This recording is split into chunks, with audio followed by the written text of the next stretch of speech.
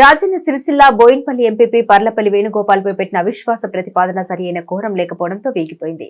గత కొద్ది రోజుల క్రితం మండలంలోని మల్లాపూర్, కోరం, అనంతపల్లి, నర్సింఘాపూర్, తడగుండ, వరదవెల్లి గ్రామాల ఎంపీటీసీ సభ్యులు ఎంపీపీ వేణుగోపాల్పై అవిశ్వాసం ప్రతిపాదనను సమర్పించారు. దీనిపై బుధవారం రోజున మండల పరిషత్ సమావేశ మందిరంలో జరిగిన ఓటింగ్ సందర్భంగా సభ్యులకు గంటసేపు వేచి ఉన్నప్పటికీ ఎవరూ రాకపోవడంతో వీగిపోయినట్లు ఆర్డీఓ మధుసూదన్ ప్రకటించారు. దీంతో ఎంపీపీ వేణుగోపాల్ ఊపిరి పీల్చుకున్నారు. మారిన రాజకీయ పరిస్థితుల నేపథ్యంలో రాష్ట్ర వ్యాప్తంగా అనేక మంది ఎంపీపీలపై ప్రస్తుత అధికార పార్టీ ఎంపీటీసీలు అవిశ్వాస ప్రతిపాదన పెడుతున్నారు.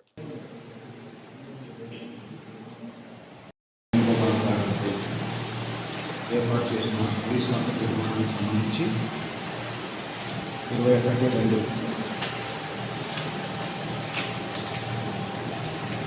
రోజు ఉదయం 11 గంటలకి ఏ సభ్యుడు హాజరు కాలేదు కాబట్టి ఈ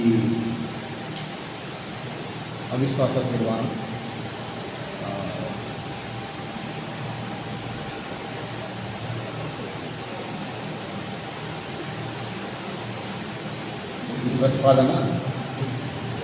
ప్రతిపాదన మీకు తెలియజేయాలి.